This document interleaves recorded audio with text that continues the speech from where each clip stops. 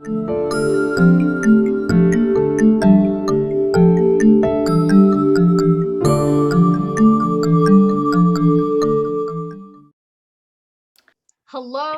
JP CHOQUETTE. So in case people don't know who this lovely lady is, she is an author. She has quite a stack of books she's published, and we're going to be talking about writing books, about her and her work and who she is. And so welcome, JP. Thank you so much. It's a pleasure to be here. Yay.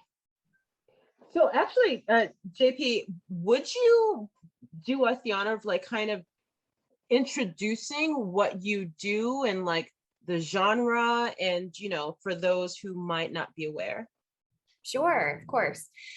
So I write in the, I guess you would call it like thriller suspense genre. And I really love books and movies and any kind of media that has all the elements of suspense without going into like super gory, disturbing situations. So that's what I really strive to do with my fiction work, is just to give people a good scare and hopefully leave a lot of puzzles, you know, kind of throughout the novel that they're kind of being able to work on without it going into like disgusting imagery or like can't sleep after I finish the book type of situations. Thank you. We all thank you for that. Yeah, and so I just have to do a little plug here real quick at this moment because so this is one of, wait, sorry, see, the lighting is really okay. So this is one of JP's books, and I just finished it recently, and I can only highly recommend her writing. Your writing style is so, the word that I just kept thinking is classy. Like you write in a way where it's like you don't have to describe, like say or use certain language just to kind of hammer people. It's like you do it in this really elegant way. The character descriptions are so interesting. This particular one is written from first person, which I thought was really interesting way to get into the story. So you're basically seeing everything through this character's eyes, and I'll save till the end. We'll mention the follow-up book because we'll close with that.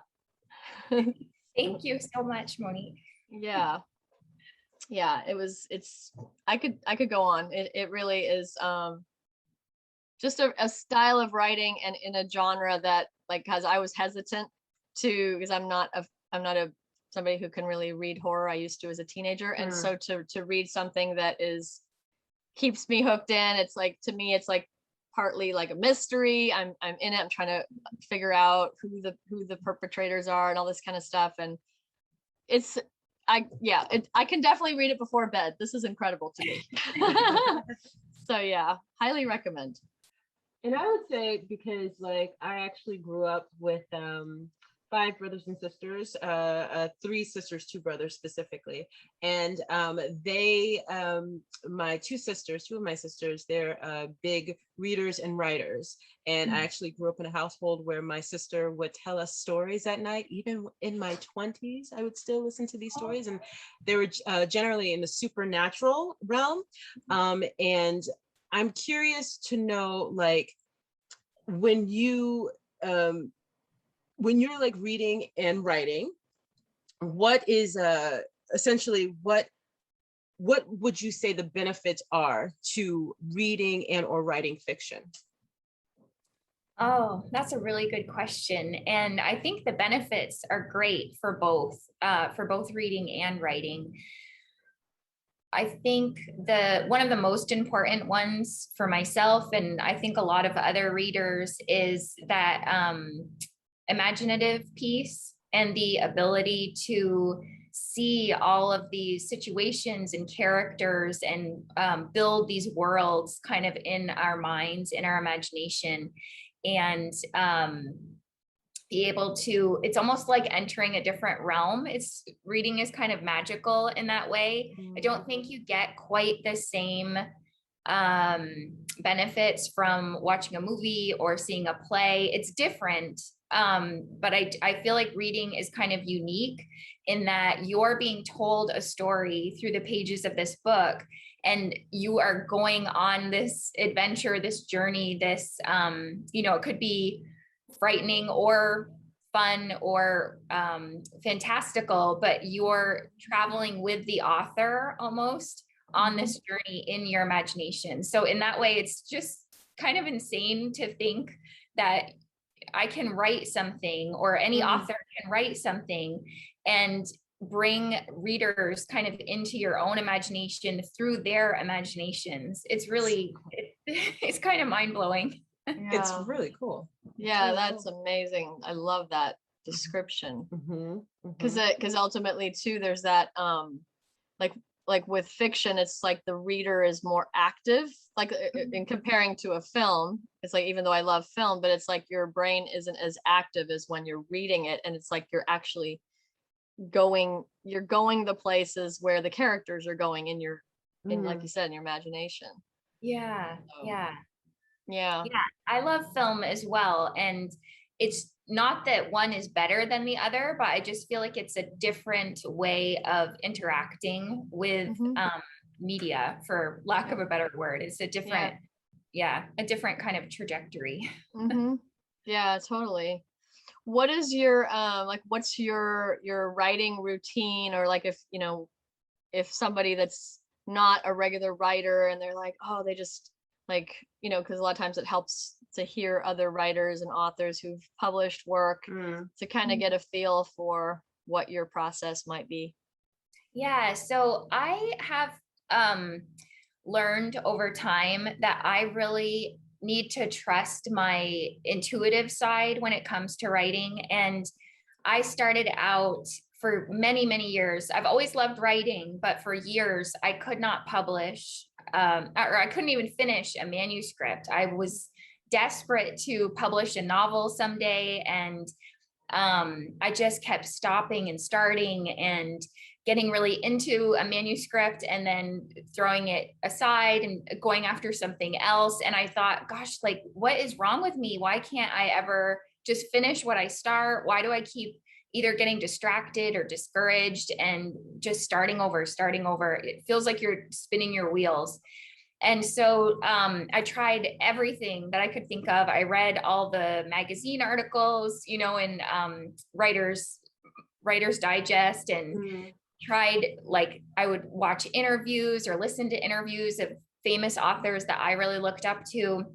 And I tried all these different methods. Like, some people say, oh, you have to write every single day or you're not a real writer, or you have to get 2,000 words down every day, or you have to write for an hour at a time, or you have to follow this really detailed outline. That's the only way to really be successful. And I tried all of those things and I kept failing over and over and over. And it finally took me figuring out my own process, what works for me individually, to actually be able to finish that first manuscript. And there were kind of like two key things that I practiced and still practice pretty regularly to this day that just changed everything for me. And would you like me to tell you? Yes, please. I was like this. It's like reading one of your books. So the first thing for me was to break it down into like really tiny, manageable steps. So rather than saying, I'm going to write for 2 hours today, or I'm going to write for an hour, I said, I can commit to like 15 minutes, because surely in my whole day of 24 hours, I can find one 15-minute segment of time. So that's what I did. I just said, all I have to do is 15 minutes.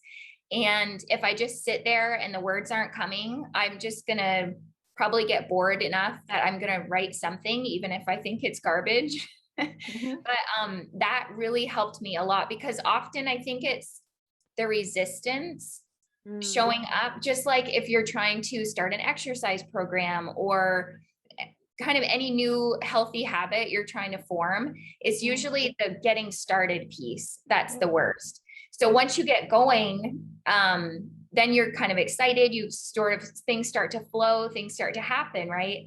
And that's just, I think that's part of the creative process, kind of no matter what your discipline is. So that was the first step for me, was just to say, it's okay if it's just a tiny little segment of time. I can do 15 minutes.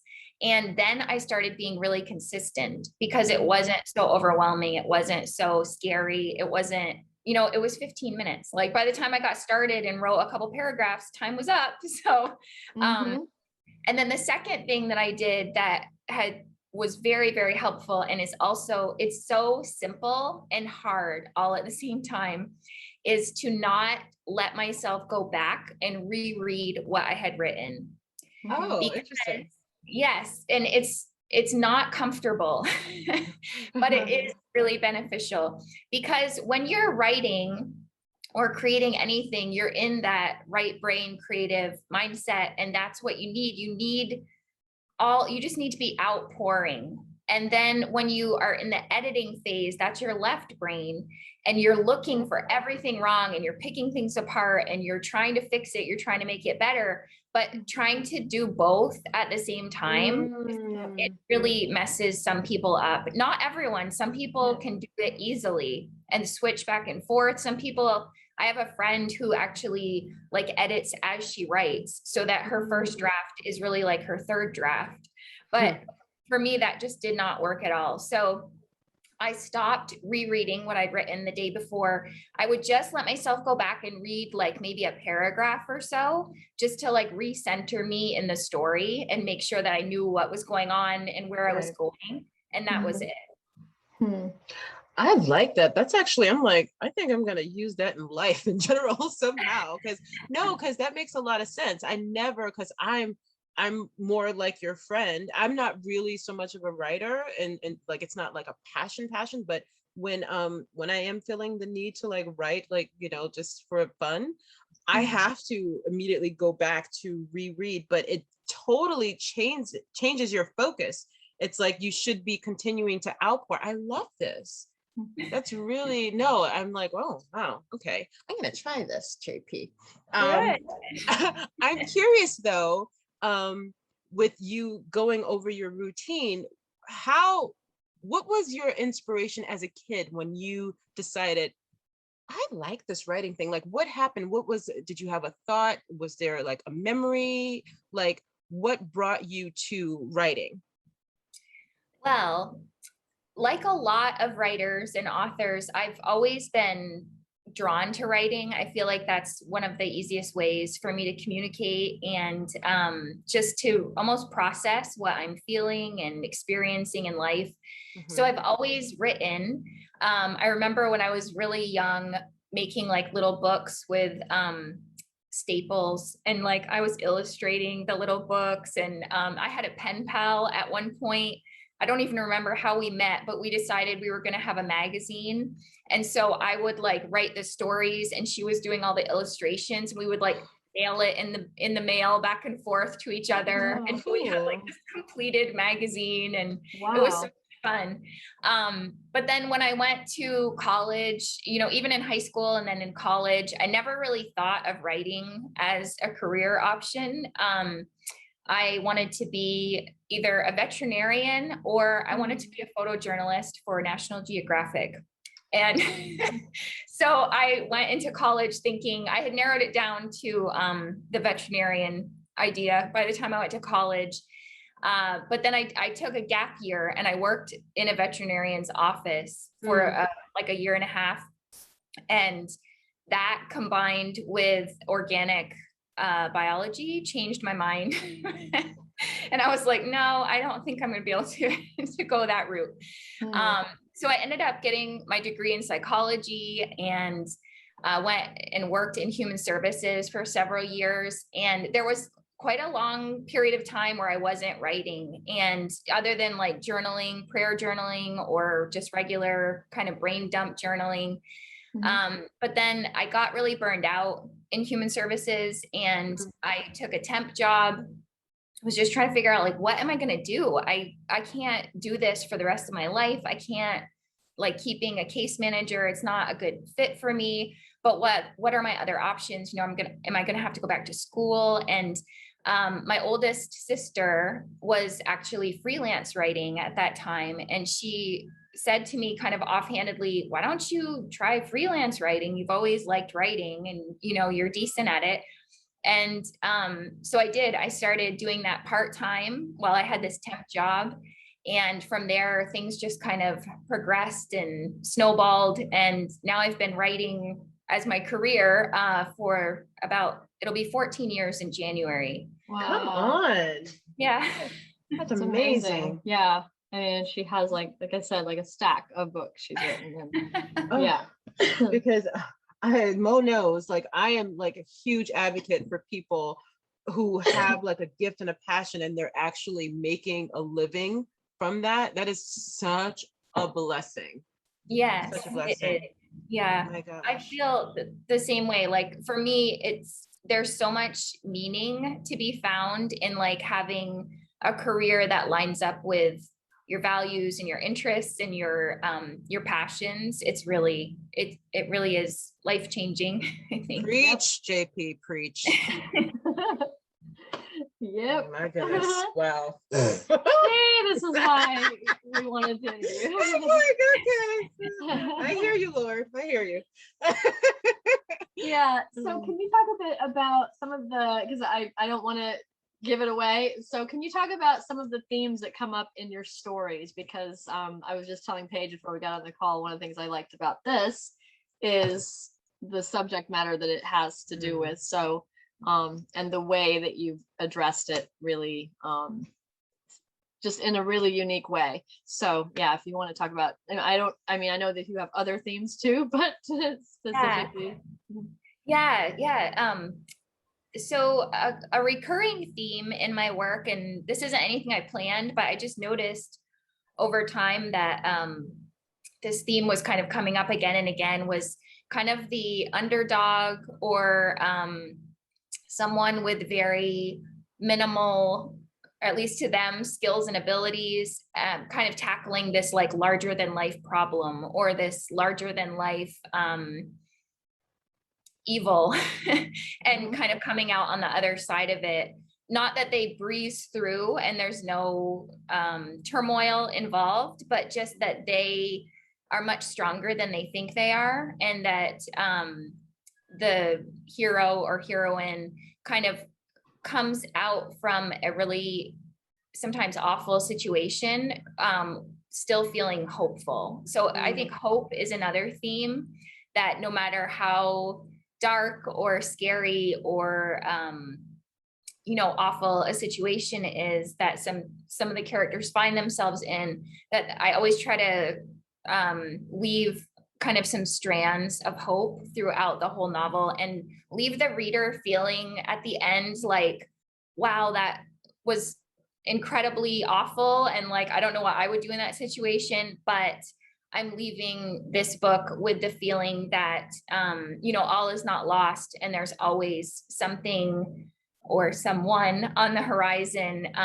kind of looking out for you, or that your situation is not as dark and grim maybe as it appears, if that makes sense. Yeah, absolutely. And also that specifically for this book, for See No Evil, that sense that not only for the person being helped out of a situation, but also the person helping. I feel like it's also very empowering to people who feel like, well, I don't know what I can do.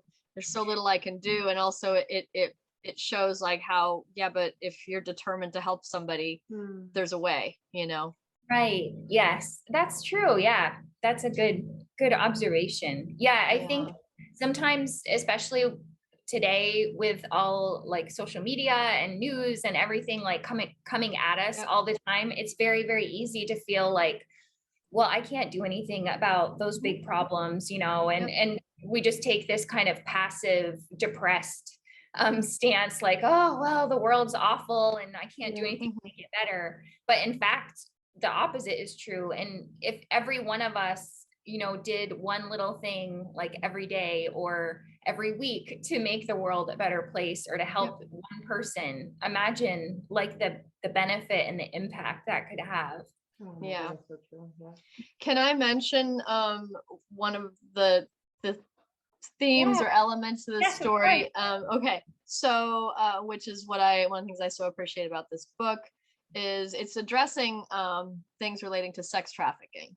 So can you talk a bit about that and how that has become, seems like a passion of yours, to address that specifically? Yes. Yeah.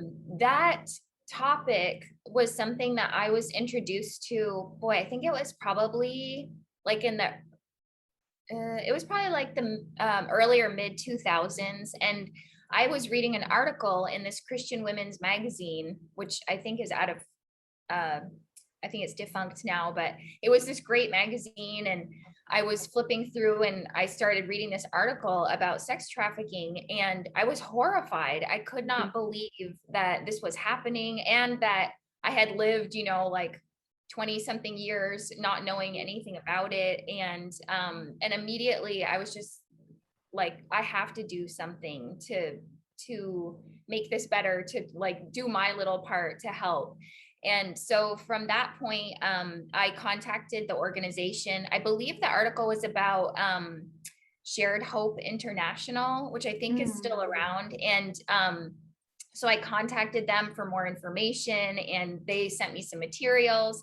And then I started doing fundraisers for them, just kind of like fun grassroots kind of, I would hold like Victorian teas. We did, my sister and I did this like hat sale where we were making all these like really extravagant kind of kooky hats and we sold them at like a farmer's market. And So cool. yeah, so off and on from the point that I read that article to today, we've probably run, I would say maybe like 8 or 10 different fundraising events. We did a music matinee where some local musicians got involved and like donated their time. And it's been wonderful. And I love how even taking small steps like that. And like for us, it's all been really local, like at a local level. But I still hear from people today who attended like a tea or the music matinee and if I see them, they're like, oh, remember when you did that tea? And then that's the first time that I heard about human trafficking. And since then I've had people say like, and since then I've gone on to like tell my daughter about it. And then she told her cousin, and so I love how it just spreads the word and informs people, but not in a way that makes you depressed and feel like you can't do anything. It's all it's more of a positive approach because we can all do like something. Yeah, and I love two things I love about this is that one is the creativity that was involved in your all the things that you were doing, how you had all these creative ways to bring this to light. And then also just the kind of like what you said before, not thinking, oh, like this can't make a difference because it's not like some big, just, I love that you did it even in a small setting, but it's like, but from that, all the people that came have now gone on to tell other, and this is what's so beautiful is like to not be waiting for the big moment, rather just do the thing that's in front of you that you can do. Right. Yeah. So that's really beautiful. Yeah, because that definitely just makes a difference. It's like you do your part, no matter how small it seems, it's in a grander scheme of things, it's actually really big, Yeah. I'm curious, being a believer, if like what challenges have you faced, if any, in terms of your genre, the thriller genre? Have you faced any challenges being a believer in terms of like in the Christian spectrum, like in the world of, Christianity? Has there been any like challenges for you? In terms of your writing? In terms of your writing, yeah. Yeah. I do feel like there has been some misunderstandings about what I'm writing or why I'm writing it, or why as a Christian I'm not writing Christian fiction. I definitely early on it was more of an issue for me. I had like well-meaning people, some of them even close to me, saying like, oh my gosh, like, why are you writing these dark things? You know, is this really like good? Is this what you should be writing? Do you think that this is really the best path? Or, you know, what kind of a witness are you giving? And and it was really hard for me because I don't like disappointing people, and I don't like I definitely don't like, I don't think anyone likes having their kind of their faith called into question, or their, you know, their morals questioned. So that was really tough for me early on. And there wasn't a lot of at least I couldn't find a lot of people doing what I was doing. It did seem like Christians wrote Christian fiction, and then people that weren't Christian wrote this other fiction that was actually popular. So yeah, so that was challenging. And I've come to, it bothers me much less now. I still once in a while feel a little like, oh, I don't know, like I don't want people to misunderstand, and I feel like I kind of have to over explain, like why am I doing this, or why do I choose to write these like darker stories that are kind of can be gritty. And yeah, but I think in the end, just like Peter and Paul, they were each called to like different audiences. And so that's kind of the approach that I take, as well as pointing out to people who kind of question, you know, the violence or darkness of my stories. It's like read the Bible, and you'll see that like every awful thing that people imagined is in there. And, you know, it's not that we're glorifying it through our work. It's just that we're being realistic, I guess, and that things do happen, but not looking to them as you know, I don't want to make it like all about the darkness, but I think that it's important that be incorporated along with the light and the hope. Yeah, and that you're acknowledging it. You have to acknowledge that it's there. But what I love is that you also have, where, at least from what I can glean so far, is that the darkness doesn't really win. You know what I mean? Like even in this, where Tate, you know, it's like, yes, you see and you get a very clear picture of the evil things that are going on, but ultimately that's not what wins. You know, that's not what saves the day. It's goodness and love and compassion that saves the day. So, you know, and that's really like probably one of the most important themes in my work, which I forgot to mention earlier, is just that constant battle between good versus evil, and that the hope is always there because good always wins, even when it looks like it's not going to happen. Yeah, and that in itself is hopeful, to write stories where people see a good outcome, where people see good overcoming evil. I just personally, I think it's so important, because we're inundated with so many things that seem like evil is winning. And that, I think that's also a beauty of fiction, is it's like to be able to do that and create that sort of full circle thing of there can be a good ending. You know? Right. Yeah. I actually because I want to actually thank you, JP.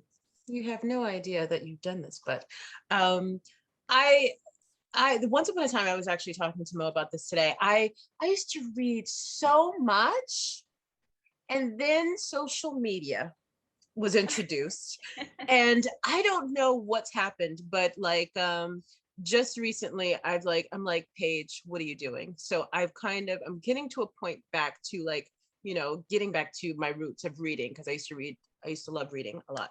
But my question is, I also still like really love film. So I was curious, in terms of, if you think of like a filmmaker and or a film, in terms of your storytelling, who would you say, in terms of a film or filmmaker, reflects your storytelling the best? In terms of film or filmmaking? Like if you can think of a filmmaker and or a specific film That's like similar to your way of storytelling. Oh, okay. Good question. Yeah, that's a stumper. Sorry. You can take a minute.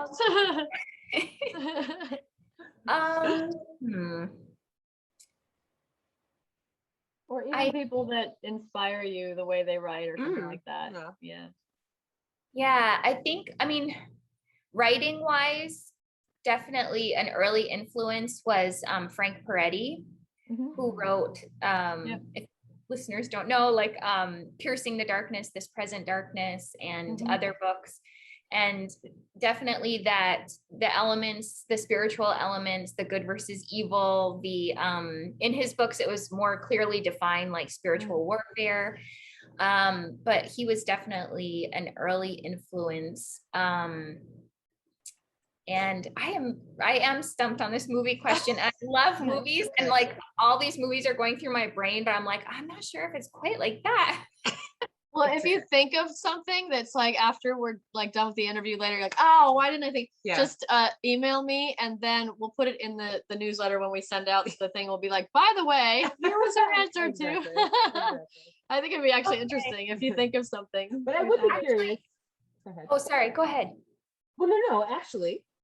Well, I was just going to say, I think strangely enough, something like along the lines of The Hobbit or Narnia, something where there's I knew it. something where there's like, I'm thinking specifically of Narnia, The Lion, the Witch, the Wardrobe, where everything is not as it seems. They're kind of entering this other realm. There's all these weird things that, you know, fantastical things that can't really be happening, that make the protagonists kind of question themselves or question the people around them. And then just that whole like good versus evil there, you know, in that movie, obviously it's much more of like a physical battle between good versus evil. But if you think of almost like Narnia, in like an unconscious level, or, you know, like where you don't even really realize what's going on, because I think about spiritual warfare, the fact that we can't see what's happening around us. So if you think of like Narnia as that world where we're kind of in it, but we don't realize that we're in it. But like, we don't really realize we've stepped through the wardrobe doors, if that makes sense. Yeah, no, I love that. Yeah. I love that you referenced Tolkien and C.S. Lewis. It's like, this is why we're friends. I love that. Is fantasy, that kind of writing, is that something that you've explored in that way? No, and I'm not a fantasy reader or movies. Like, it's not my favorite genre, but Narnia in particular, I absolutely love. And I do love The Hobbit, the trilogy. I loved that. I love Lord of the Rings. I enjoyed also, but I really loved the first Hobbit movie in particular, and the first Narnia movie are probably two of my favorites, which is so odd because it's not, I can't stand like weird creature. Like, I don't know. I just don't get it. And I'm like, why would you pair those things together? It just doesn't make any sense, but I love those. So I don't know. Wow, I love that you love them, because yeah, it's like if anybody even says Lord of the Rings, I'm like, instantly we're friends, because yeah. I just had one more question before we wrap up, and because it's just something I was wondering, do you, like when you start a new story, or you're starting a new book, and you start developing the storyline and everything, do you already know who the perpetrator is? Like, you know what I mean? Is it something that unfolds for you as well? Or you're like, oh, of course it's this guy or that lady, or? Yeah, no, that's a great question. I do not know. And generally I don't even know where any of it is going when I start, because I can't plot to save my life. I usually start with just this little like germ of an idea, this little seedling, and then I feel like it grows and grows as the story goes on, and I'm just along for the ride. And when it's a great writing day and I'm kind of in flow, it feels like I'm transcribing a movie. So I'm seeing it all like a movie screen in my brain, and I'm just like trying to keep up with my typing. And but the majority of days are not wonderful flow days. And on those, I'm just kind of, you know, trying to move the story forward. And probably my favorite part of writing altogether is when something just shows up and I'm like, wow, like I have no idea where that came from. And I was not consciously thinking about it, but it's all about that practice, I think, of doing whatever it is that you do creatively. I think that just sets us up for those things to happen, because you can't force it. You can't force the things to happen, the creative things to happen, or the connections to be made. All you can really control is being there, putting in your time, you know, doing your best and trying to stay open. And then I feel like that brings forth things that can really be surprising and sometimes very, very wonderful. Yeah. I love when you were just describing that, of like when, you know, when something happens, it's like I was thinking, I wonder if God ever feels that way. Like, oh, I didn't see that coming. Do you know what I mean? It's just like, it's just so cool because we're co-creating. And anyway, just a thought that put through my head. Yeah, I mean, I could talk to you all day about writing and books and art. So maybe we'll do another one at another point, but thank you so much for coming on and being with us for this little bit of time and sharing your work. And I am going to plug a little bit more now about you because I just want to. So if anybody is interested, so this book is the first in the Tate Waters series. Is that right? Did I get that right? The Tate Waters series. So, and the second one has just been released last month, right? Yes. Yep. And it's called, so this one's See No Evil. The next one is Hear No Evil. So I wonder what the next one will be. So it's out now and you can get her books on Amazon. And I will also put your website link in the newsletter that goes out and in the video. And because JP is also a writing coach. So if anybody wants some coaching. Yeah. So thank you for being on. And if you don't have anything else. No, I just want to say thank you so much for existing in general. Like, I think you're amazing. And I really love that you are a believer in the thriller genre. I think it's really important. I think it's necessary. And just thank you so much for doing what you do.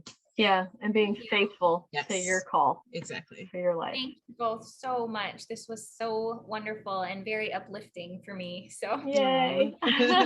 Yeah, I feel like I just want to keep talking, but it's like we try to keep them to 30 minutes, but yeah, it's been wonderful having you, and we will say auf Wiedersehen.